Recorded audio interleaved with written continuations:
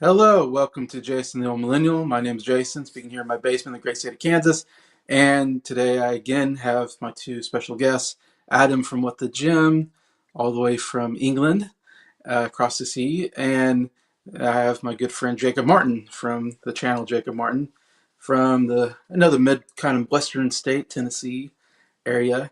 Um, uh, we're here again to talk about some albums. We're going to review some albums that we each have recommended to the group. There's six of us in the group. Um, the other group actually did theirs a couple days ago, Wednesday. So there's six of us in total, and we all recommend one album, six albums. So we all listen and review these six albums. We split them to two different channels, just so the the the channels aren't 5 hours long, or whatever the videos. Um, so the people in the group, of course, are also Nick from Townsend 505, Brian for Briar's Music Showcase, and Scott from SoundLab Studios. They covered all six albums Wednesday, anyways, on Nick's channel, Townsend 505. So definitely check out Nick's channel, Townsend 505, if you want to hear their three thoughts on all six albums. So we're going to cover three of the albums today and three of the albums tomorrow. We're splitting up to, since there's so many albums to cover, it's easier just to do three and three Yeah. here. So yeah, so we're going to get to these three albums and who recommended them. And if someone recommended them, they get to kind of tell their backstory of of the album, kind of, and why they put it in there and their thoughts anyway. So um, first album we are going to talk about is an album that Briar from Briar's Music Showcase, he was the one who recommended this album or requested this one. The album's called Variety, and it is a Japanese language album mostly. Japanese artist, I'm guessing her name is Miria Takuchi. If anybody has a better pronunciation than that, that's my Is it Takeuchi? Takeuchi. I don't know. I Uh, find it quite Yeah, hard to pronounce. I kept calling her Mariah Takeuchi. yeah, yeah, yeah. Mariah, yeah, something like that. But Briar's the only one that could probably pronounce it probably perfectly, but probably because he's like her biggest fan on the west Yeah. side of the yeah, world. 100%. Yeah, it's an artist that Bryce talked about a lot on his channel. He has every single album of hers. And I think this is his favorite album. That's why he put it on the.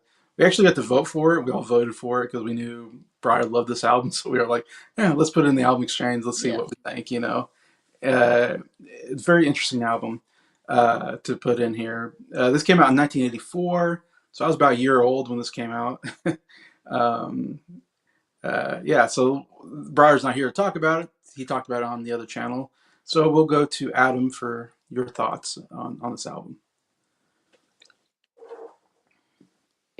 You want to go first? What's that? He's going first then. You want to go first, Adam? So I'm happy with whatever. Okay, you can go first. Yeah. I'll give a thoughts on Variety, which I had no idea what to expect going into it. I wasn't sure if I was going to like it or what, but I'll just give a thoughts to the first track. So I thought once again was a really excellent album opener. I think the whole album's got brilliant production and great vocals and most of the lyrics, the vocals are in Japanese, but I was pleasantly surprised to see that some of it was even in English, which I wasn't expecting. Yeah, every once So in a while. at least I could understand some of it. But yeah, I really love the song once again. Plastic Love's another really good one. Seriously Only You, Let's Get Married is excellent. One Night Stand, yeah, I really love that one. It's got a very country sort of sound to it. Then you got Broken Heart, which I really like. Night at the Amphitheatre is good. Unreachable Feelings, I really love that one. It's one of my favourites on here. Let Me Sing a Mersey Beat. It made me think of the Beatles because it mentioned Yeah, Mersey. Mercy. Yeah. But yeah, I really like that one. Water You and the Sun's really good. Going Steady, yeah, I like that one. And then the album ends with Bury My Cheek in the Shetland. I'm not 100% sure it's called that, Yeah, evidently, yeah, That's what Brian's not 100. that's what Brian said us. That was his best interpretation or best. Because if you don't know, if you look on Spotify, all the songs are in Japanese. They're not in Yeah, English. So I think if you only look two at, of them are in English. yeah, Yeah, yeah, maybe what the "Let's Get Married" one maybe was in English and something else, but yeah, yeah. So if you look at the track listing, you're like, I have no idea what these songs are called. but I think it was a really great album closer. And I'll go through my top three. So number 3 is One Night Stand. Number 2, Once Again. And number 1, Unreachable Feelings. And as the album's called Variety, that's the best part of the album, is how varied it is. So because of that, I'm going to give it excellent rating of a 9 out of 10. Good rating. Yep. Bar would be happy about that. Let me see. All right, Jacob, what are your thoughts? All right, so the first time I'd ever heard of this artist, Mariah Takeuchi, was for all the many times Briar has gone goo goo gaga over this artist. Goo goo Uh, gaga. yeah, he kept going, oh, this Mariah, I'm in love with this woman. I love this song. I love this album. I love everything that she does music wise. I'm like, man, he is an obsessed fan with this Mariah Takeuchi. And then when he decided to put it on the album exchange, I'm like, yeah, I'll listen to it. I'm intrigued. This album pleasantly surprised me because I didn't know how I was going to feel listening to a album where like the majority of these songs are in the Japanese language. There's a couple of them that are 100% English language songs. I think there's 2 if I remember correctly. Then there's a couple where it's like you have like she's singing in Japanese and then there's like English backing singers. That was kind of weird. Yeah. You got a lot going there, but like Adam was saying, I was pleasantly surprised by the variety of this song and just the first 4 songs alone have completely different sounds that kind of caught me off guard when listening to this album. The first song, the album opener, which is Mao Ichidu. I, I don't know the English title because I'm just looking at the Wikipedia page. Uh, the opening track almost sounded like a '60s Beach Boys track, especially with the Yeah. backing vocals. And I'm Yeah, like, I can see I'm that. kind of vibing with this song, even though I can't understand a word she's saying because I don't speak Japanese. Uh, and you have Plastic Love, which feels like this like hidden, masterfully done '80s pop song. I love the production behind that. There's some good bass on it, and I like the overall sound of that. And then one of the 2 fully English tracks, "Let's Get Married," I thought was masterfully done. I thought it was an excellent song. Has a '50s doo wop feel to it. I love that sound, and the fact that she did that, I'm like, man, she actually has a really good voice. Like Mm-hmm. she sings good in Japanese, and then when she sings in English, she sings it so well. I couldn't tell. Like I wouldn't have thought she was from a different country because she sang it so well, especially on the song "Let's Get Married." And then you got "One Night Stand," which is a completely country sounding Yeah. song, which I didn't know people loved country music in Japan. That's awesome that she got that influence in there. We got like a Japanese country song, and the production on that's pretty good. There's other tracks I like. "Night at the Amphitheater," "Going Steady," has some really good backing vocals behind it. Almost has kind of like a Beatles vibe. Some of the other titles have on the Wikipedia page have like the Japanese titles. I didn't get the translated English titles like some of you guys were saying, but I like I like the one that's called Mercy Beat something. Oh yeah. That one had a really good. I like the catchiness of that song.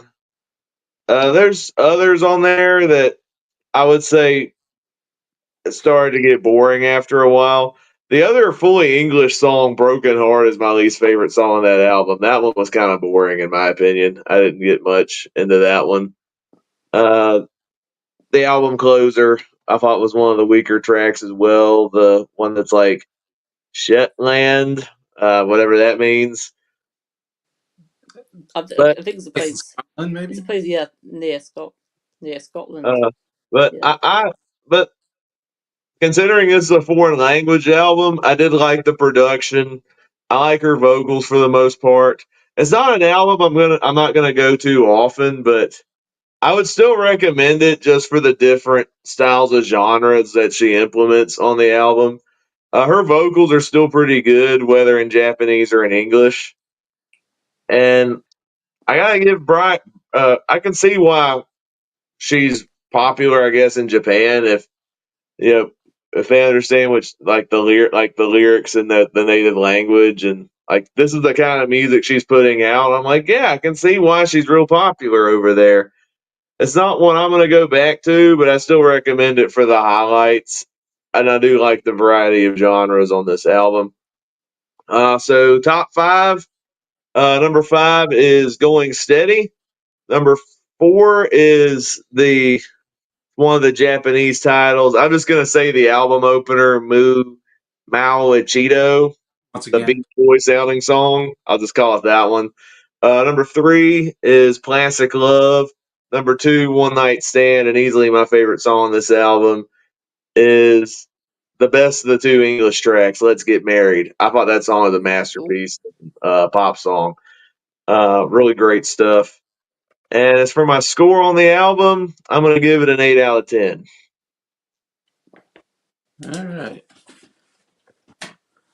I'm gonna see if I can get the comments here. I'm having a little trouble with comments. Let's see. Mike. Well, Mike. I saw him earlier today. It's being weird. I can't get these comments to show up. Hmm.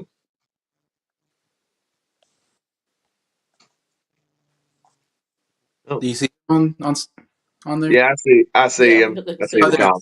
comment. Okay. I was Okay. just browsing on YouTube and I've just stumbled upon three legends. Yeah, we're here. I don't know if I'm a legend, but Yeah. I hope you guys are doing well. I'll be curious if I know any of these albums. Curious too. It's a very wide variety of albums we're covering today for sure. Mm-hmm. Yeah. Okay. Here's a question it looks like here. Do you guys prefer a slow opener or a fast paced opening? 100% a fast paced opening really opens up Yeah, an album well, in my opinion. If you really get it, it depends on what kind of album, of course. If it's a rock album, yeah, I love a really good rock number that really gets into the album, that really hooks you in. I think the opener is actually pretty important to hook you into the album, in my opinion. What do you guys think? yeah, I'm exactly the same agreement. I think it Yeah, depends on what the tone of the album is and what your genre is, but Yeah, preferably 9 times out of 10, if you start off with a faster paced song, that's really good. mm-hmm. It tends to leave a bigger mark than if you open it on a snoozer. yeah, I agree 100%. Yeah, I it's like, can't really think of many slow album yeah, openers. that's true. Yeah, I think all the Beatles albums usually start in pretty good openers. Um, I always feel like, yeah, I'm like, I want a really good, yeah, nice, catchy, fast paced opener. And I want my closer to be like a more of like the epic song. I want it to be like, Yeah, give me your most epic song on the album. I don't know how to explain it. Like, like for instance, like I always said, Christ Stills and Nash is like one of my favorite albums, but they open with their best song, Sweet Judy Blue Eyes. And I think that would be a better closer. I'm like, close me with that. Like, you know, give me all these good songs and then hit me with your best stuff at the end, and you leave me on a good taste in my mouth. You know, I leave the album going, wow, that was amazing. But yeah, it's a good question. yeah, good question. Uh, see, you guys talking about Japanese artists? Yep. Let me know.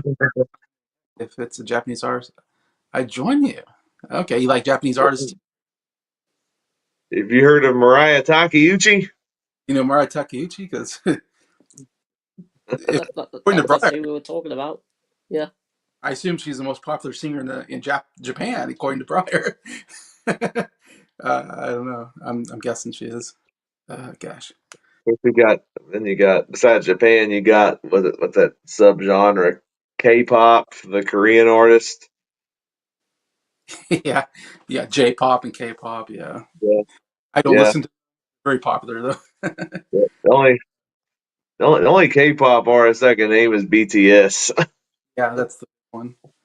Yeah, Adam's mom, Trudy, says, "Thank you, Trudy." Appreciate that. All right. All right. So my thoughts on "Variety" by Mariah Takeuchi. um, I never listen to an album that's not in English. I never think about it. It never crosses my mind to ever try to listen to it now. And listen to this album, I think I know why. It's not as interesting when it's not English. And as I'm listening to this album, I kind of find myself kind of bored with a lot of the songs because I'm just like, I have no idea what she's singing. I can't, really get into the song. It is a struggle. For me, it was a real struggle trying to get to this album for the first time and just going, okay, how do I listen to an album where I don't understand what they're singing? Uh, it's an interesting idea. And yeah, Briar loves this artist. He has all her albums. He talks about her constantly on his channel. Um, and yeah, when he put this up on his poll, I was like, yeah, I'll vote for it because I want to kind of get an idea of like why Briar talking about this artist so much? Why is she so popular to Briar and who knows how many Japanese people? Let's try it. Who knows? Maybe I'll love it. And yeah, I listened to it and I'm like, I couldn't get into it. It was a real hard album to get into, and yeah, it's interesting. When I listened to it, my first thought was very 80s pop sounding, but at the same time, you're right. There are some variety of styles here. And there's some good songs here as well. I agree once again. I thought it was a really good opener. And it does have this, yeah, I thought it did have a 60s feel to it that I thought was Mhm. interesting. And the background singers are singing in English. The best part is the background singers singing the English part in the back, and I'm going, why are they singing English? And she's singing Japanese. I never heard that before, but overall, I do like the '60s sound of it. With that first song, anyways. Plastic Love was very '80s pop. Like I don't know, just the sound of it. I was like, if you look '80s pop in the dictionary, like this is the song I would play. I'd be like, this is '80s pop. And I can't say I'm like the biggest fan of '80s pop. I don't listen to a lot of '80s pop albums. I don't think. Maybe Phil Collins be the one that is my favorite '80s artist, and maybe throw Paul McCartney in there. I guess does pop as well. But female pop, I guess I should say female pop because I'm not a big like Madonna fan or anything. Whoever you can think of in the '80s, even though I do have an '80s artist, Carly Simon, on the list, and I do like her, but uh, I don't know. Anyways, it was a fine song. I agree with Jacob. Seriously, only you. Let's get married. A song in English, which was really cool to hear her sing in English. Really good song. One of my favorite songs on the album. It starts with this wedding. Dun, dun, dun, whatever the wedding. What do you call it? You go down the aisle, or you leave after you get married. So it starts with this wedding march, kind of the wedding march, I think it's called, whatever. Anyways, and yeah, I like the "Let's Get Married," bum bum bum bum. Like, yeah, it was a really nice overall melody. She sang it really well. It was a somewhat catchy song. Nice saxophone solo. Again, there's some saxophone in this album. There's some trumpet. There's some flute. Again, saxophone always gives it an '80s feel as well. I feel like saxophone solos, we don't see those as much often anymore. And back in the day, there used to be a lot of saxophone solos, which I kind of enjoy. I like bring back the saxophone solo. Um, yeah, then after that, I have to admit, some of these songs, like I said, to me, I was just really bored. And maybe it's just slow, boring pop music for me. You mentioned Broken Heart. Yeah, that was one of my least favorite songs on the album. I thought it was just really boring. When I Stand, I thought was kind of boring. Even Night at the Amphitheater was like the most fast paced song. I still was not into her style as singing faster paced. Unreachable Feelings. this was a really good song. Definitely a highlight on the album. In my opinion, the best melody. I love the acoustic guitar at the beginning and throughout the song. It's one of the few songs I feel like that really had this acoustic guitar feel or sound to it. And man, I really like acoustic guitar sound, and I love how it begins. It's just a really the most beautiful melody of the whole album. I thought it was a really beautiful melody. And if I talk about her as a singer, she has a nice, pleasant voice. It's not a powerful voice. She doesn't hit big notes. It's just like nice and pleasant. She's a nice, pleasant singer. She's fine. She doesn't wow me at all with her voice, or like I don't go, man, I really want to hear more of her voice. It's okay. This song, she definitely sings the best at because she hits some really good high notes. And again, I love the melody of like she's like singing this da da. This is all in Japanese too, and I really like it. And she da da da da da. She like, man, I love when she goes from normal to the high notes. Sounds great. Yeah, really good stuff. Then the rest of the album, I would say, yeah, it was some okay, some boring. I don't know. I'm kind of a lot of songs. I'm kind of like, eh. And the fact that she's not singing English doesn't help probably. But again, there's like three, I think, pretty good songs here overall. There's like three songs I would go back to on this album. And overall, I probably wouldn't listen to any more of her music based on this album. It's like this is an album maybe would be fine if you're doing something and you had this off.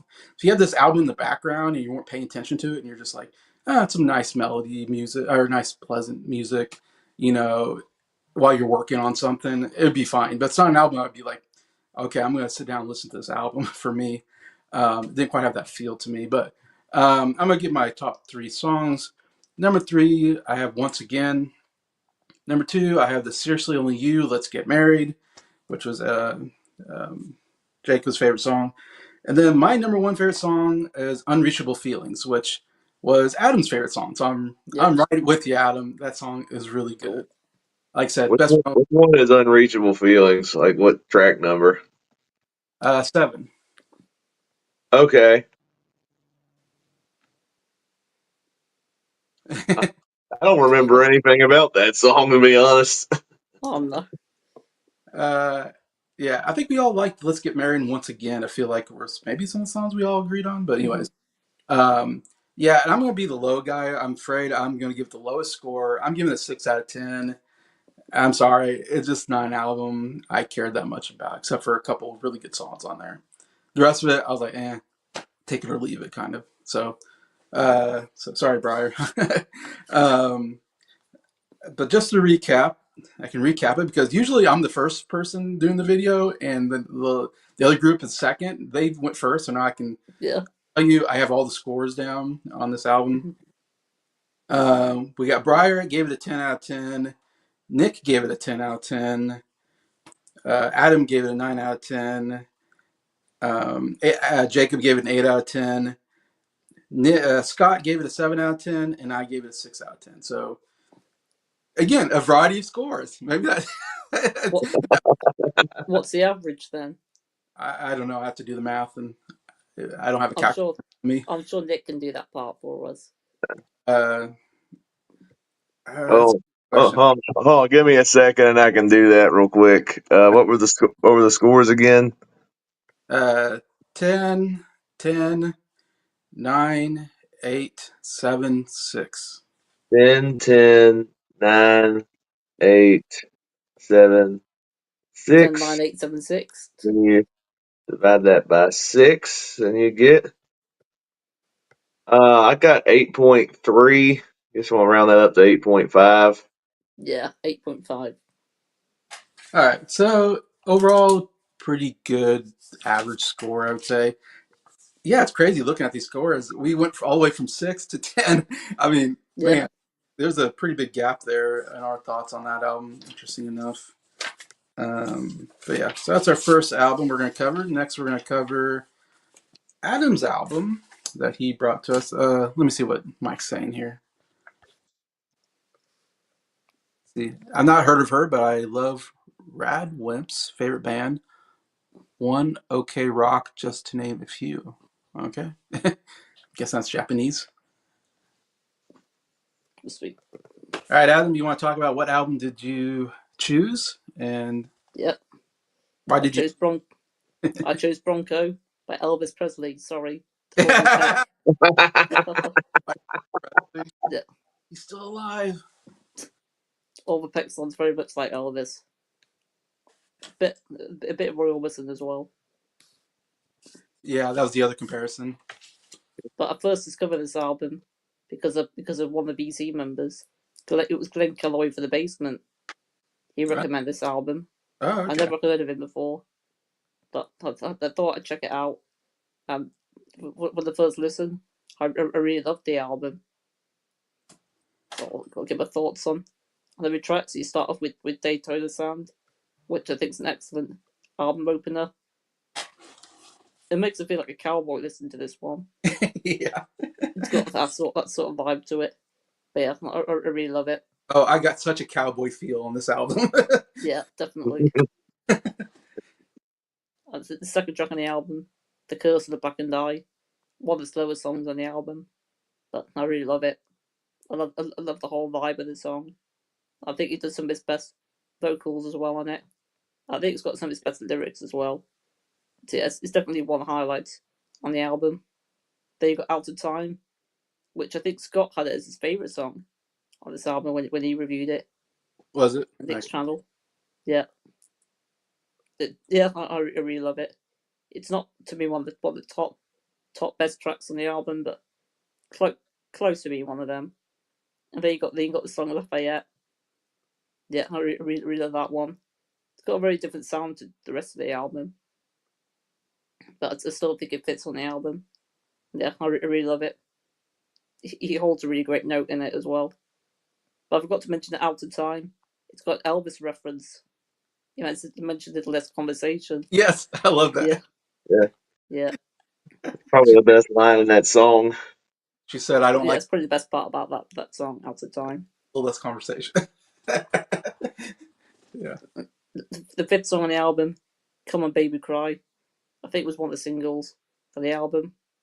Yeah, it's also one of my favourites. One of my favourite up-tempo songs on the album. Again, I think it's one of his best vocally and lyrically. Then you got the song Iris Rose.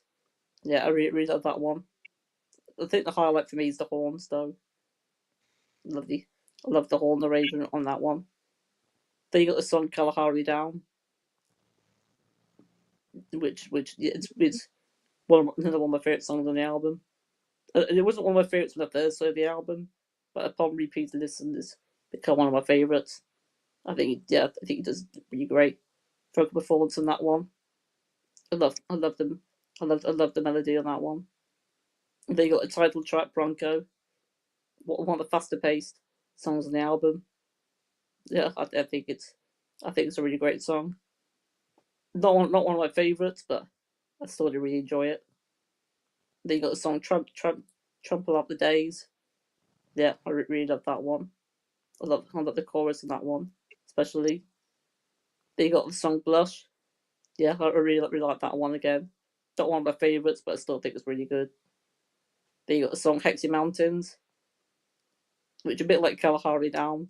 Wasn't one of my favourites when I first heard the album, but upon listening to the album three times now, it's now a top 5 song for me on the album. It's a very stripped back song. It's pretty much just him on the acoustic guitar for the whole song. And they got the song "Let Me Drown," which is a song that I think he does the best vocally in. He really belts out on that one. I think Nick and Briar both had that as their favourite when they reviewed it. It's definitely one of my favourites on the album. Then you got Eddie Turn, the shortest song on the album. It's also the fastest song on the album. He sings a lot of lyrics very quickly. It's hard to catch all the lyrics he's mentioning. There's so much of it. Yeah. Then you got another acoustic song with City of Gold. Yeah, I really love that one. Not got too much to say about it.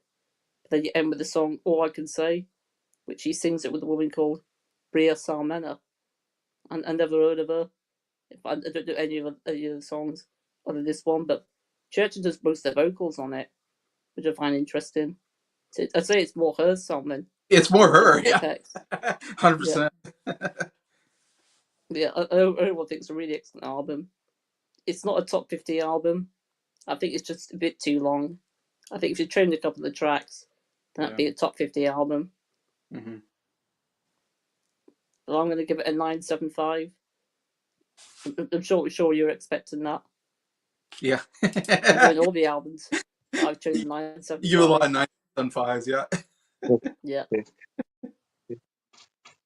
Adam, the stingy one on giving out 10s. He won't give it Yeah. 10, but he'll give 9.75s. This is his second album. His debut released a few years prior. He released an album last year, but it was all covers though. Oh, really? Wasn't any original material. But he released a Christmas single late last year. Okay. Do you have a top This is 5 definitely his songs on best the album? album. Yeah, I've got a top 3. Top 3. So my number 3 is Kalahari Down. Number 2, Come On Baby Cry. And number 1, The Curse of the Back and Eye. But I'll give honorable mentions to Hexy Mountains and Let Me Drown as well. All right, Jacob, you're the country music guy. This is kind of in your, I guess, I don't know. Are you aware of this singer Orville Peck in this album? I had heard of Orville Peck before Adam suggested the album. I probably heard maybe 1 or 2 of his songs. He's not like a big mainstream country artist. I had heard about him. I think somebody was talking about some like underground country artists. And the only 2 things, actually, there was like 3 things I knew about him going in before I listened to the album. Like, he's obsessed with cowboy culture. He loves to wear this goofy mask. Yes. Yeah. I don't get the mask thing. I think that's a little too over the top for my taste. And the other thing is that was highlighted is like that is the fact that he's gay. You don't have too many country artists that are homosexual. It's kind of like a rare thing You don't get in the many. country music thing.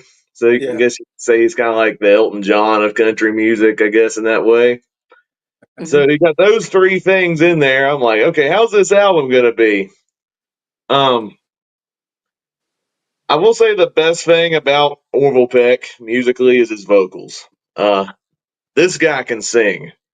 I love the fact that you hear the Elvis similarities to the point where it's uncanny that he Yeah, sounds it can be at almost times. like Elvis. And yeah, Elvis is one of my favorite singers, so I guess I have to give a compliment to that. Then he'll sing some higher registers that almost sounded like Roy Orbison. So his voice is kind of a mix between those two vocals. I will admit, and this is coming from the Christian side of me, some of the gayer aspects of the lyrics was kind of a turnoff, where he sings about like being attracted to guys and stuff. So it kind of weakens the relatability of the song for me because I was like, I'm like super straight. I'm attracted to women and stuff like that, like most men are. So it's like it was kind of a lack of relatability on some of the songs. And another knock against the album for me is it is a little too long. 15 songs, just under an hour, which is kind of weird because the album I recommended, there's 14 songs and it's over an hour, and I love that album. I think it's more of a preference of the quality of the songs and the artists. But yeah, this one, it's like there's a couple of songs. It's like they didn't. I wasn't as into as some others on the album. I'm sorry, Adam, but Kalahari Down is my least favorite song on the album. Oh, really? I didn't care for that one, and I think Blush is another one like I wasn't too crazy about. City of Gold, Curse of Black and Eye, just okay. But I'm gonna talk about the highlight songs. Daytona Sand is a great album opener. It definitely, like we talked about early in the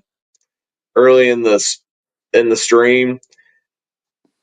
when your first song hooks you, you know you're into something interesting. And Daytona Sand is one of the highlights on the album. I think Lafayette has a catchy little hook to it. Come On Baby Cry, I love the vocals that he brings on that song. Uh, Bronco is one of the catchier songs. I love Hexy Mountains. That's one of my absolute favorites on this album. This acoustic ballad mixed with some good vocals. And that's probably the most country song on the album. Like, I'd say sonically, this album is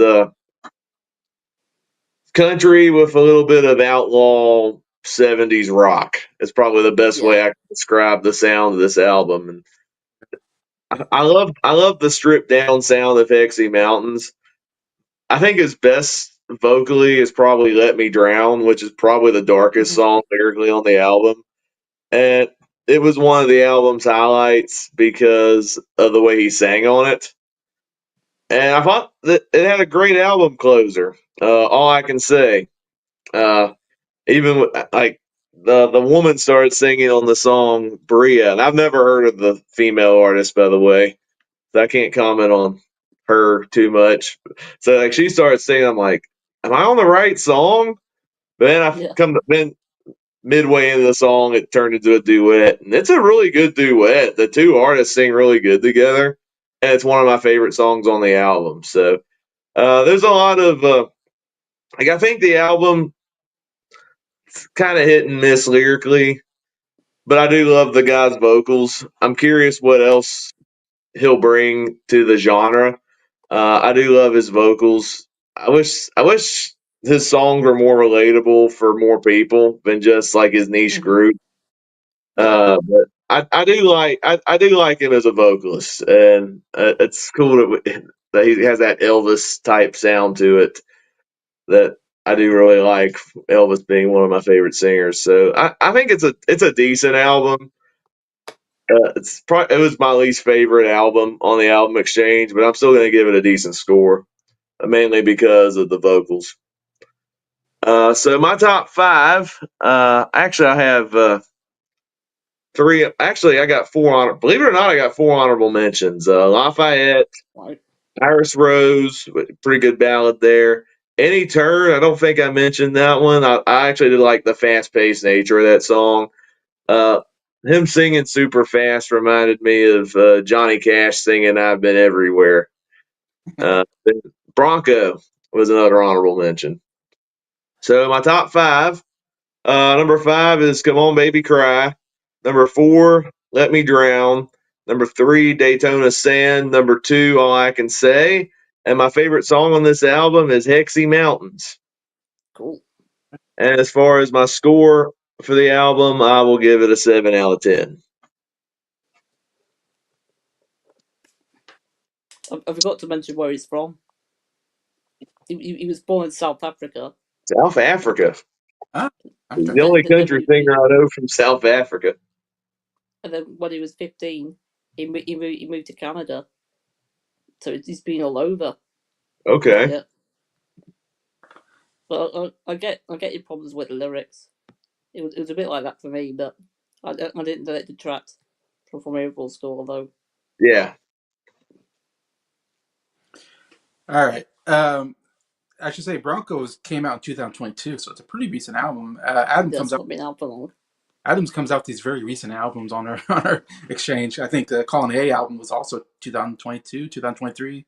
Yeah, a lot happened around that time. Album-wise, that I've chosen. Yeah, he's chosen some albums to get us kind of sped up with some of the more recent stuff because we don't listen to a lot of it. Listen to the more recent. Adam's trying to get us hip with the times, I guess.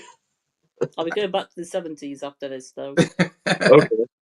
Well, then again, when I first joined, your album was "Year of the Cat" by Al Stewart. So. Yeah.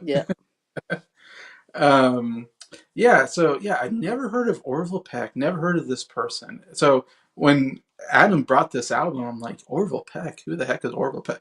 Like, I'm not a country music guy, but I've heard of country music guys like Eric Church. I've heard of him. I can't say I knew any of his stuff until I listened to Chief. And there's certain other artists you can probably throw at me, and I go, oh yeah, I've heard of that person. Orville Peck, never heard of this guy. And country music. I don't usually hear Adam talk about country music or whatever, so I'm like, huh, this is an interesting pick Yeah. from like country. I say country, it's like country rock, maybe. I don't know, country-ish like style to it. Mm. And so I had no expectations for this album. I turn on the first song, and his voice comes out, and I'm like, what the heck is his voice? Yeah. I'm like, It's, it's it's a lot. It's a lot to take in at first. yes, when you're not expecting. I'm like, huh, country music, and then all of a sudden, Daytona Sand, and you're like, Yeah.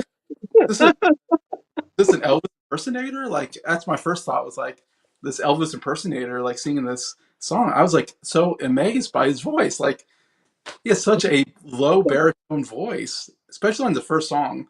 First song to me is like the most Elvis song on the album. Probably Probably is. Yeah. Elvis could cover this song. This is I don't know. It felt like I was listening to Elvis here. It was crazy. I listened to the song first song, and I messaged everybody on our Facebook group, or whatever, and I said, is this Elvis incarnate? Like this is. Yeah.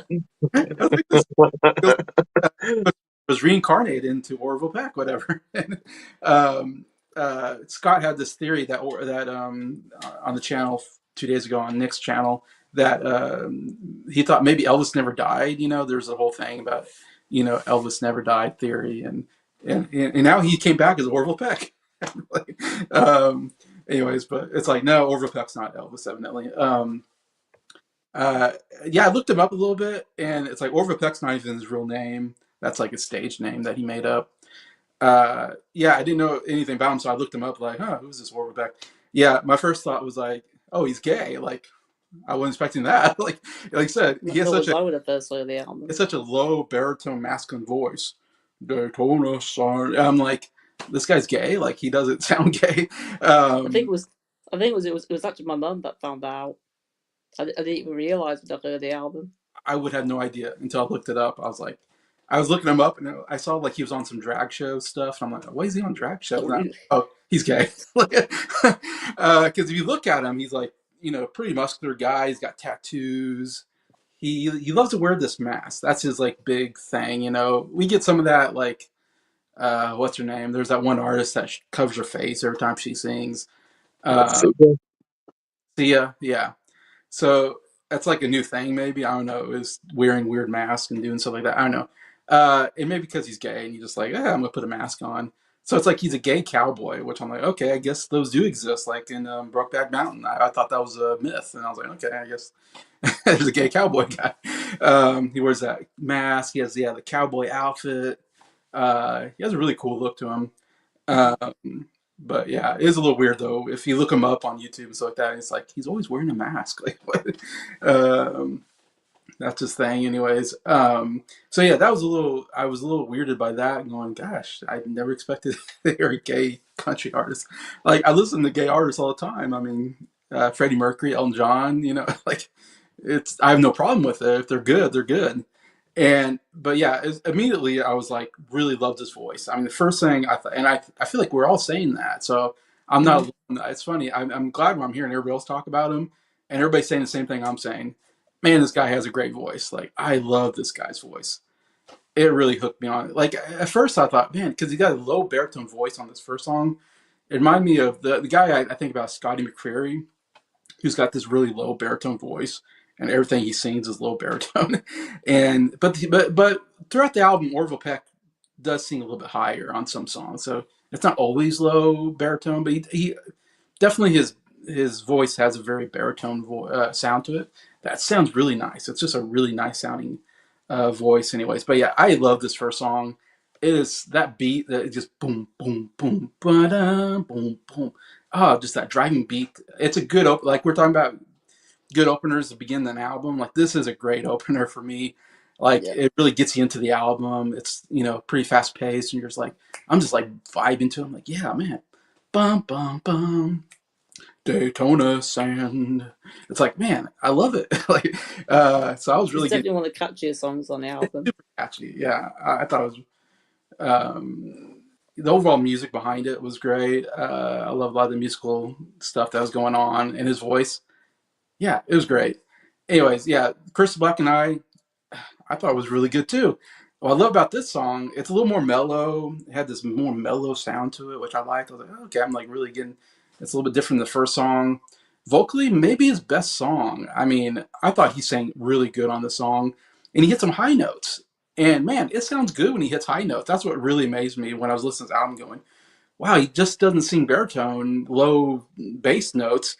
He'll go into these high notes, and he still has that baritone voice. So I don't know. It sounds amazing when he goes into the high notes too. And he does that on the Crystal Black and I, the Crystal Black and I. Ooh, he does these like those stuff. Yeah, I thought it was really good as well. Yeah, and then like Out of Time was fine. Lafayette was fine. Again, great voice. Come On Baby Cry, again, thought really good song. Super catchy. Maybe the catchiest song on the album. No surprises. You said it's a single. I was like, yeah, I can see this as a single. Because I was definitely one that I could, really catch on to and sing to and kind of, think a lot about. Um, yeah, I just really love that chorus overall. Yeah, it's interesting you talked about like it's funny if I really heard this album and I didn't know he was gay, I don't know, I wouldn't have picked it up because I didn't But hear. I did pick it up at first. Maybe I didn't pay attention to the lyrics, but like I didn't hear gay overtones onto the song, so it didn't or didn't affect me at all. And you said, I would say Out of Time was probably the gayest song on the album. oh, It's see, I didn't hear it. I guess I didn't notice it. I don't know. I wasn't paying attention, I guess. But I did read some reviews where they said, yeah, there's some gay stuff in here, and I'm like, huh, I missed it, but oh, whatever. Like it didn't hurt me on the album, like you talked about. Like I would be the same way, if it was just gay, gay, gay, I'd be like, okay, I'm a little don't care about it. Kind of Elton John. When I heard an Elton John song, I just picture him singing about a woman. You could, when you Yeah. hear, I never don't know if I hear gay stuff in Elton John's stuff either. I don't know. well, When he he's, made he made music that was relatable to everybody. I think that's the difference. I think so. I Yeah, I mean, when suppose so. your song was written like you think of a woman, whatever. Anyways, Yeah. so um, come on, baby, cry. I can just picture a woman. He pictured a man, maybe, whatever. But that's fine. Um, Yeah, and then I'll just skip through some of these songs. Were just okay. Irish Rose, Collar Down, Bronco, Trample the Days, fine stuff. Blush, I wasn't a big fan of that one. Hexy Mountains, totally agree. Another really good song on the album. Love his voice. Love the acoustic guitar playing. Love that style. Overall, really cool melody. I don't know. I love how he's like, Blue Child, bum bum, like the way he Yeah, sings the brilliant. first part of the voice, the first part of the verse. Oh, so good. Again, voice is really good. Love that. Let Me Drown, man. Again, what a pretty ballad. I loved it. What a good ballad that was. Again, it's hard. This either his best vocal work or the Crystal Black and I. I'm kind of mixed because his voice is so good on both songs. But I love the string arrangements. If you know me, I love when they put strings to songs, some more orchestra. I don't remember too much orchestra on this album except for this song. Has some nice orchestra to it, which made it really pretty. Yeah, Let Me Drown. I didn't listen to the lyrics. It does sound like depressing. Yeah, uh, it's a bit of a dark song. Drown in a song. It's like it can't be good. But anyways, still thought it was great. And the last three songs I wasn't too crazy about. And yeah, the last song was weird because I was like, where's Orville Peck? It's like he gave it to somebody else to sing it, and then he does come in like midway through, and like okay. Uh, anyways, I have the same problem. I think interesting. I think everybody has the same problem. I have it too. Is that there are just too many songs. I did get a little tired towards the end of the album where I'm like, okay, some of the songs are starting to sound the same. Even though I like his voice is starting to just sound just the same all the time to me. And I'm getting a little tired of the album. I think 15 songs, yeah, was too long. Yeah, it's under an hour though, surprisingly. I don't know how he kept it under an hour on 15 songs, but um, I wish it was like 10 songs. Like if you give me the 10 best songs on this album, it's definitely like a 9 out of 10 or more. I thought again, being someone who's not a country guy, his voice is so good that really, I think, elevates the songs and makes I don't know if the songs are necessarily my style, but his voice really makes them better than they probably could be under someone else. Who knows? But anyways, so overall, I was very pleasantly surprised by this album. Like I was like, wow, this was actually pretty good album. Anyway, so yeah, I'm gonna give a top three, but I will say the Curse of the Black and Eye didn't make it in, but it was really good. Come On Baby Cry didn't make it in my top three, but I really like that song as well. I guess those would be, I think, my two honorable mentions. Yeah, those are like my two honorable mentions. I guess if it was top five, I guess I'd put those 5 and 4. Then number three, I put Hexy Mountains. I agree, great song. Two, Let Me Drown. Man, great ballad. Number one for me was Daytona Sand. Man, that was a good opener. It really, I love his voice on that song. It was so Elvis-like. It just really hooked me in right away. It's definitely a song I think about the most when I hear this album. It's just that big beat, that bum bum bum bum in his voice. Anyway, so overall, I'm gonna give it 8 out of 10. Overall, I thought it was a really good album. Again, I would give it higher if it just was less songs on the album. That's the only thing really hit for me. But I think a lot of people agree on that. Unfortunately, it's just I wouldn't mind hearing more from this guy. I wouldn't mind hearing more albums from him and see what I think. Anyway, so yeah. What are the other scores? All right, so they're all fairly similar in this one, because Brian gave it an 8 out of 10. Scott gave it an 8 out of 10. Nick gave it a 6 out of 10. He had the lowest number on there. I gave it an 8 point, or I gave it an 8 out of 10. Sorry. I gave 7, and Adam 9.75. I'm gonna be the one confusing it for the 9.75. I'm gonna be the one confusing the average. This is kind of like the last album. We got a 6 and we get a 9.75. So definitely there was highs and lows. I'm guessing it's gonna be around 8 because there's a lot of 8s on this. 7.79. So we'll just say 8 out of 10. We'll give it an 8. I'd say it's about 8 out of 10. I think everybody kind of was around that. Adam was a little bit higher. Nick was a little bit lower, so it kind of averaged out. You take out Nick's score, you take out Adam's score. We're all around the 8 level, I would say, somewhere close to there, anyways. Come back a bit more. So decent score there. Yeah. All right, last album we're gonna cover is the album that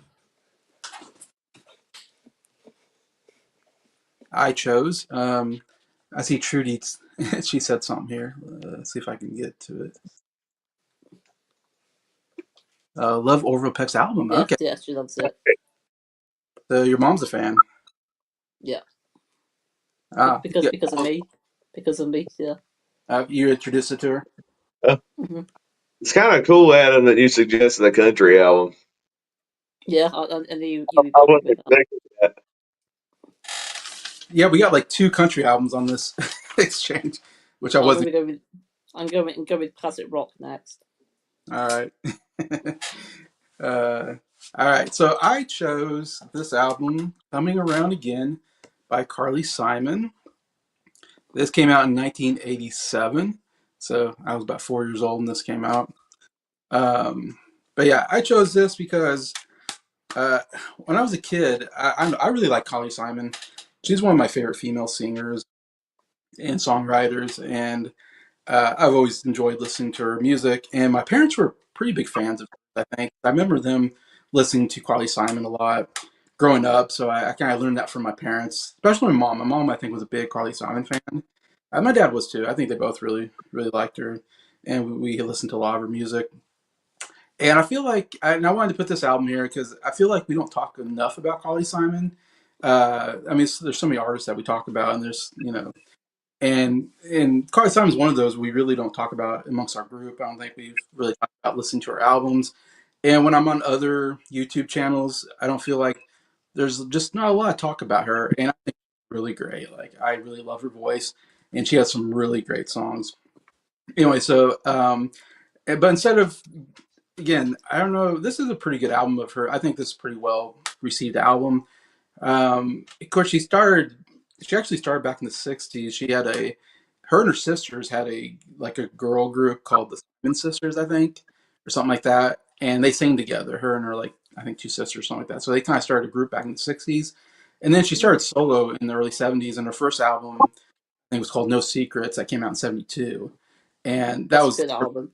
that's her big album. That's like definitely an album to check out. It was like a number one album. It had "You're So Vain," which was a number one single off the album, which is arguably her big song ever. "You're So Vain," it's all over the radio. Anyway, so yeah, that's a pretty good album too. And I was looking at it, she's about like 29 by that point when that came out. But anyway, so her albums in the '70s, definitely feels like that was kind of her peak period, was the '70s.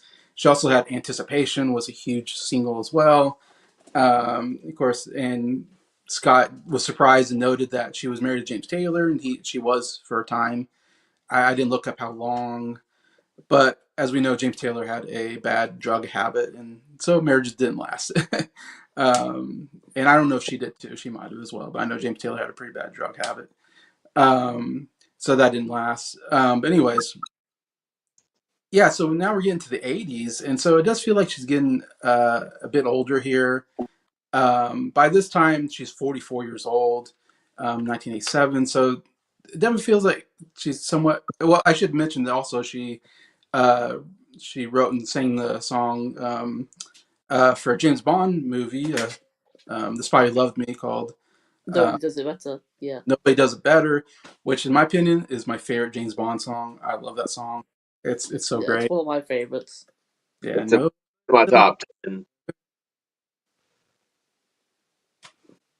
it's your top what? It's in my top 10 James Bond songs. It's in my top 5 somewhere. Yeah, it's number one for me. I just absolutely love it. Anyway, so yeah, coming to 1987, it does feel like this is almost like, I don't know if she had a lot of big albums up to this point, so it almost does feel like a comeback album almost. I might be wrong about that, but it does feel like this is her best album in the '80s period, in my opinion. That I haven't heard all of her albums, so I can't say that for sure, but I feel like this is her biggest album. I think it Uh, might be.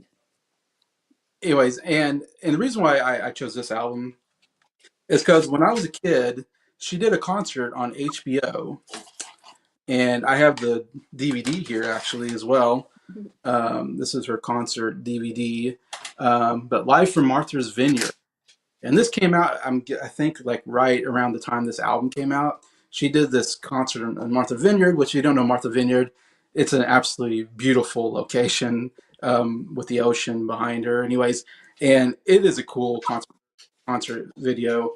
My mom taped this off of HBO when I was a kid, and so we had a VHS tape, I guess, of this concert video that my mom taped, and my mom used to watch this constantly. I mean, I would come in the room and my mom would be watching this. And so I grew up kind of watching this concert of her, and it's a cool concert because she's outside. There's people at. There's not a big concert venue. People sitting in chairs on like grass, and the wind is blowing her hair as she's singing these great songs. It is really cool. I mean, and she sings a lot of songs from this album on this concert, and that's where I first kind of heard these songs on here, was through this, watching this concert on HBO, whatever. This also has her big hits as well from the '70s. But anyways, it's a really cool concert video. Anyway, so I guess for me, I have a lot of nostalgia for this because even as a kid, I remember I just have really distinct memories of watching this concert footage and just being like, man, I really enjoy these songs. These are some really good stuff. And so when I came across this album and I looked at the songs, I was like, oh my gosh, I remember these songs. They were in that concert I used to watch as a kid. And I was looking at songs, and there's like six like just total bangers on this album where I'm like, man, these are six of, I think, Carly Simon's best. Like, I think that's why I was like, man, this is a really good album. So I bought it, and I was listening to it. I was like, yeah, this is so good. And I thought I want to introduce a Carly Simon album to the group that maybe not one of her bigger ones like No Secrets, but still a really good album. In fact, I put this album on our when we did our essential albums of the 1980s. I put this album on the essential albums of the 1980s. That's how much I enjoyed this album. That I was like, this is essential. I think everybody should listen to this album. It's such a good '80s album. I also introduced her into our Music Hall of Fame that I did on my channel. So I'm a big fan of Simon Connor. I might be the biggest fan in the group. I'm not sure. I'm a fairly big fan of hers. Anyway, so yeah, that's why I chose this album. Anyways, has some nostalgia factor there, but overall, just a really good pop album. Really good melodies. She amazing voice, and I love her piano playing too. And I love I love someone who I love a good singer who plays the piano and writes her songs. Like we covered what's her name, King, Carole tape King. Carole King's tape. Yeah. I love that album. I love a singer songwriter plays piano.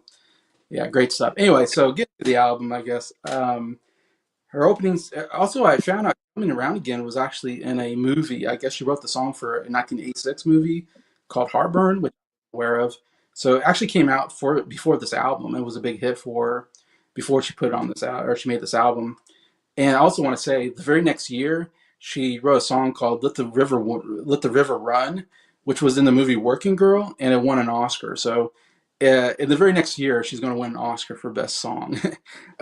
So pretty good stuff here. I mean, besides she getting some, she got many. I think she got some Grammy nominations for this album as well, if I remember right. But anyways, so she was hitting it pretty high here in the late '80s as well. And this might be her last really great album, as far as I know. But anyways, yeah, Coming Around Again, man, I love the song. I love the piano. It's got this just really nice sound to it, and just that coming around again, dun dun dun dun dun dun. Oh, just absolutely beautiful song, beautiful melody, so catchy. She sings a heck of it. I want to say Nick said this was a boring song, and I was in the comments and I about lost it when he said that. I was like, "What? A boring It's not a song? boring song. This is such a good song, and how can Nick say it was boring?" I was like, "Oh, that killed me." I was like, "Man, I'm glad I wasn't there with him. I would have lost it when he said that." I was in the comments like, "Oh, I can't believe he said that. It was a boring song." It's such a good song. Anyways, I love it.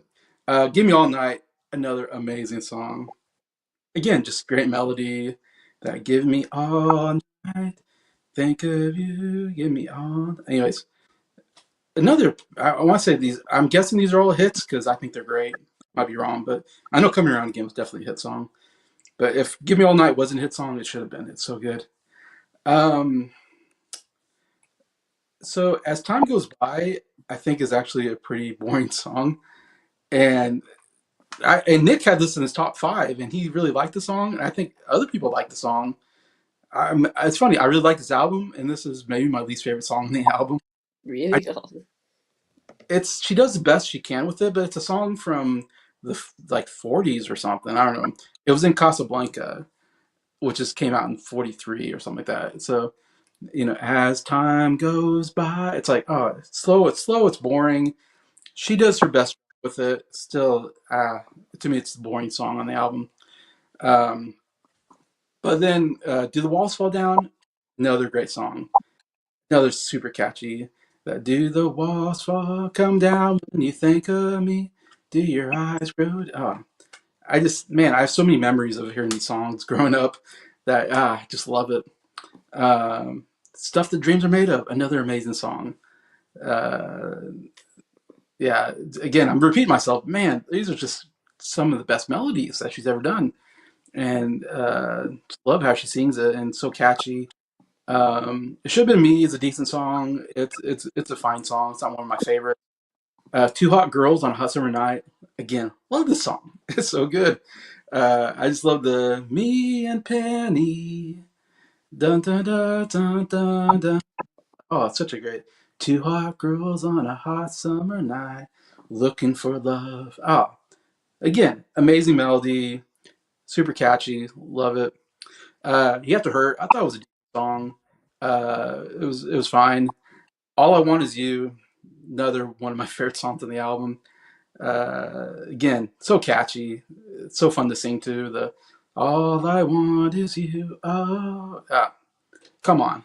It's a great '80s pop song. Uh, then Hold What You Got," I thought was okay. It wasn't one of my favorites on there. And I know we're going to talk about this, so let's talk about it. It ends with Itsy Bitsy Spider. Yeah, it's a strange choice. I will give you that. I still like the song. I don't have a problem with it, but it's the same melody as Coming Around Again. She took the melody of Coming Around Again and then put Itsy Bitsy Spider on it. So I almost wish she would have played Coming Around Again than Itsy Bitsy Spider right afterwards, because it would have just flowed right into Itsy Bitsy Spider. And if she did, Itsy Bitsy Spider is like an interesting idea. I think that yeah, it's hard to take it seriously because it's Itsy Bitsy Spider. It's just a child rhyming song, whatever, I don't know what you call it, child song. And I think even the concert video, she does the Itsy Bitsy Spider, and she has kids come out, and the kids sing the. I kind of like the kids singing the Itsy Bitsy Spider. I don't know. It's still a great melody. I know. Again, it didn't hurt the album for me at all. I still enjoyed it. I know Scott. He gave it an 8. He would have given 8.5, but he gave it an 8 just because of one song. Itsy Bitsy Spider was so bad that he uh, docked a half a point on his score, and I think Nick did the same thing. Nick docked like at least a half a point off of his score just because of that one song, which sucks because I'm like, that one song. There's just so many good songs. That song doesn't bother me. I think there's still so many good stuff here. Anyways, so yeah, you tell I'm a big fan. Again, so many great stuff here. Um, Outside of my top three, there's so many songs I could have in my top three here. They're so good. Um, Give Me All Night, barely missed out on my top three. Uh, Do the Walls Fall? Do the Walls Come Down? Barely missed out. Um, Two Hot Girls and Hot Summer Night, barely missed out as well. I'll say those are probably my three honorable mentions that really I love those songs. Didn't quite make it in my top three, but my top three, number three, I'm going with The Stuff That Dreams Are Made Of. Number two, I'm going with All I Want Is You. And number one, I'm going with the title song, Coming Around Again. One of my favorite Carly Simon songs. It's definitely like a top five Carly Simon song. I think it's so good. Nick says boring. It's one of her best songs. It's my favorite song on the album, and he called it boring. I was like, how could you say that? Anyways, but The Nick and Jason feud continues. yes, and my two least favorite songs on the album, he had in his top five. I was like, those are my two least favorite songs, and he put them in his top five. I was like, how are we so different, me and Nick? Sometimes it just boggles me. But I'm giving this a 9.5, not quite a 10. Like I said, there's a couple songs in there that I wasn't as crazy about, but man, the highs are so high. It's a 9.5 for me. Is it in your top 100 albums? No, it wasn't in there. I didn't really consider it when I made it. But when I make it again, this is definitely an album I'll consider for my top 100. So I'll give my thoughts on the album. I only knew the album, No Secrets, which of course had You Also Vain on it. But you open with a title track, Coming Around Again. It's actually now my favourite Carly Simon song. Yeah, I really love it. Yeah, it's awesome. I think it's got a good music video as well. I really like the whole production and the whole vibe of it. Yeah, I think it's a brilliant song. And Give Me Your Night is my second favourite Carly Simon song. So you open with my favourite songs of hers. Good 1-2 punch. Definitely. I think it's just as catchy as Coming Around Again. Yeah, I really love it. As Time Goes By, which is I think it's the longest song on the album. I still think it's excellent. I mean, it was one of your least favorite. It was your least favorite song on the album. Yeah, it's my least favorite. I really love it. I think isn't this the one that features Stevie Wonder? Yeah. Yeah, he does the harmonica solo. Yeah. The harmonica solo. Yeah. Did the Walls Come Down? Another really excellent song on the album. I mean, these first four songs, I haven't really got any problems with them. I think they're all perfect songs. That you got the song, It Should Have Been Me. Yeah, I think that was really good. The stuff the dreams are made of. Another one of my favourite songs on the album. I really love that one, especially the chorus. Two Hot Girls on the Summer Night. I think out of all of us, I think I was the one that liked it the least. Oh, okay. It wasn't one of my favourites on the album, Okay. I think I wasn't a fan of it lyrically. I thought the title for it was a bit weird. But I still think it's a really good song though. Just not a favorite of mine. Then you got you have to hurt and all I want is you. Yeah, they're both really good songs. All what you've got. Yeah, I think that one's pretty good. And then you got Itsy Bitsy Spider, but in the UK we call it Itsy Wincy Spider. Really? Yeah, See Witsy. Itsy that's Witsy. what we call it. And Nope. yeah, I'm not too crazy on this. I like it, but yeah, it brought the album down a little bit for me. Yeah, it seems to have. Yeah. I think it's got a daughter singing on it. Oh, really? That's what I found out. Yeah, but it's a bit weird that it's got part of Coming Around Again on Yeah. it as well. Yeah. It might as well just be the Coming Around Again It reprise. might as well be coming around again, part two. And I'm surprised it was a hit of hers as well. Yeah, it was like a single, I guess, or a B side. I guess The B side I read. B side. Yeah, it was the B side to Coming Around Again, which makes sense. That's good. I thought it'd be another nursery rhyme. I thought it'd be another nursery rhyme she would have done. But yeah, I'll give a top three. So number three, the stuff that dreams are made of. Right. Number two, Give Me All Night. Number one, Coming Around Again. And I'm giving it a 9.25 All right. out of 10. Now you're talking. Right. So as for me, Coming Around Again, Carly Simon.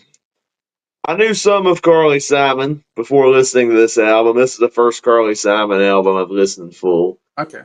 I do like some of her 70s hits. You're So Vain is probably her best song. It's such a classic song. Yeah. I love the James Bond song, The Spy Who Loved Me. And you mentioned she was married to James Taylor at one point. They have a great duet together called Mockingbird, which is an earworm. Yeah. And also, another shout out, you being the Disney nerd, Carly Simon contributed to two Winnie the Pooh soundtracks, Pig movie and Oh, Pooh's Elephant movie. And the songs in those movies are just meh. They're not the best, but it's kind of interesting. I wonder if her doing children's music stemmed from the Itsy Bitsy Spider on this album. yeah. There's one song in the Piglet's Big Movie soundtrack that I actually have on my playlist called With a Few Good Friends. It's a pretty catchy song. But as to this album, this whole album was a blind spot. I knew nothing about this album. Apparently, this was a late career resurgence album. I think two of the songs got Grammy nominations. I read the title track, Hmm. which is pretty cool. I think she had some pretty big hits off of this album that were like big adult contemporary hits. Yeah. Yeah. Yeah, as for the title track, I will give Nick this. There is one song on this album that I do find really boring, but it's not the title track. I actually agree with Jason. The title track rocks. One of the Yeah. best songs on the album. I love the production behind it.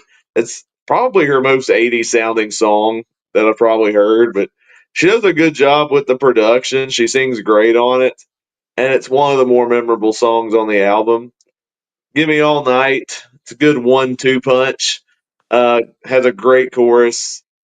Uh, Singing along to it. Again, really good 80s pop song. As time goes by, I love the song when it's in Casablanca. The version in Casablanca is amazing. Hmm. Carly Simon singing it, on the other hand, didn't do it for me. I thought it was a snooze fest. I did not care for her singing it at I think I all. need to work love that one. You're with Her me on. her vocally, I don't think her vocal suited the style of singing that made the Casablanca version so good. And so I'm like, why is she covering this song? It does not suit her at all. The one highlight of the song is Stevie Wonder's harmonica playing. That was pretty cool, but and also it being the longest song on the album, that didn't help. Yeah. we go back to good quality. Do the walls come down? Another one of my favorites on this album. I love the chorus. I love the 80s style production. She does a great job with it lyrically, especially that "Do the walls come down when you think of me?" Then we have "It Should Have Been Me." That one's another pretty boring song. I didn't care for that one. Apparently, the song was co-written by Bryan Adams. Fun fact, but Oh, really? I didn't I, know maybe it would have been better as a Bryan Adams song. Speaking of Humphrey Bogart, who was in Casablanca, the stuff that dreams are made of. That was a line in another movie Humphrey Bogart was in, The Maltese Falcon. Uh, You're right. amazing. That is an amazing song. That great '80s power ballad almost. It has the best chorus on the whole album. It's just stuff that dreams are made of. I love the that. Yeah, chorus, love it. Love it. vocals, the piano work on it.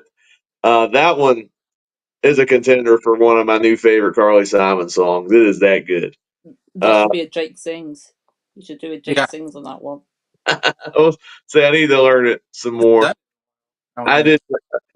I did not care for Two Hot Girls on a Hot Summer Night. I'm with Adam on that one. I just thought it was a boring song. Okay. I didn't care for that one.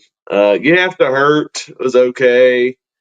All I Want Is You, another great song. That was one of the catchiest songs on the album. That and the title track are like the two most 80s sounding songs on the album. I love the chorus on that one, very singable. Hold What You've Got is interesting because I love the soulfulness of the chorus. I did not care for the spoken word verses. I think they were too cheesy. Yeah. Yeah. But when she sings the chorus, I love it. And then we get to let's address the spider in the room. It's you The with bitchy spider. It's dumb. Like, why is this on the album? Yeah. Yeah. Especially the fact that she took this children's song and then used the production and melody of "Coming Around Again."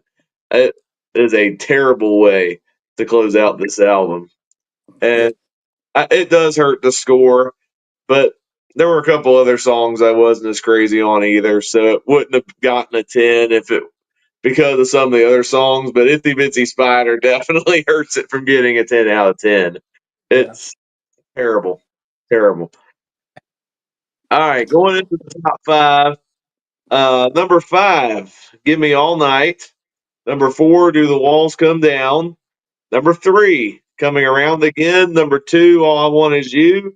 And my favorite song on this album is The Stuff That Dreams Are Made of. Yeah. Not Itsy Bitsy Spider then. That No, other. definitely not Itsy Bitsy Spider. And Nobody's with. as for my score, it's getting an 8 out of 10 from me. All right.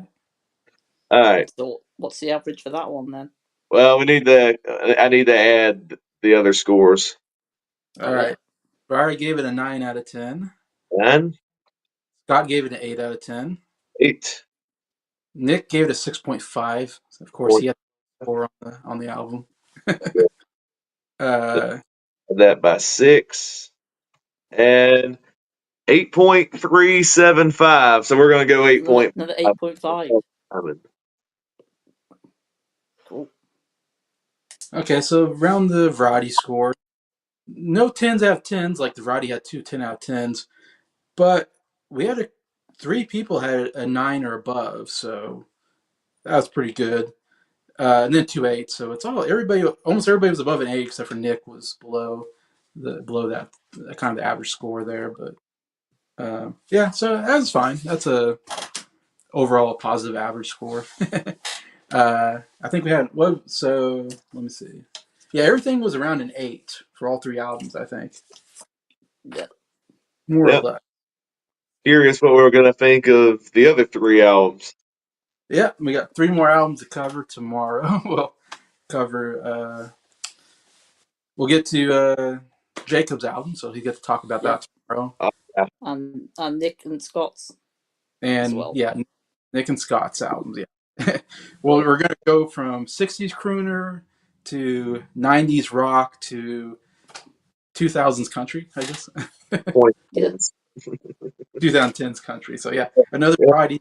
So what's a certain Creed song for tomorrow? Are you ready? For more music. I don't know. You were singing that with arms wide open. Yeah. All right. I don't know if we'll get much higher than that, but Oh, very good. Very good. all right. What Thanks so song much. gave you the high score? Yeah. So thanks so much to Adam and Jacob for joining me, talking about these 3 albums. It's been a lot of fun. And we got 3 more to talk about. So Yep. join in Stay tuned for part 2.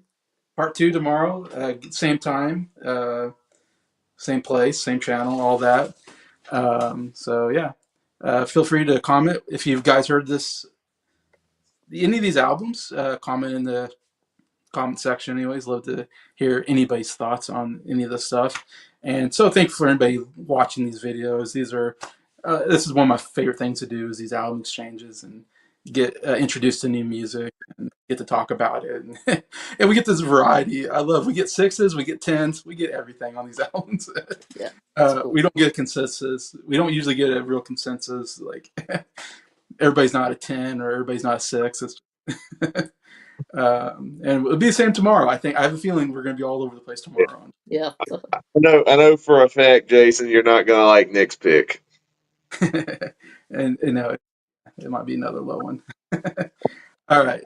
So from Adam and Jacob, thanks so much for watching, and we will see you later. Have a good weekend. We'll see. Goodbye.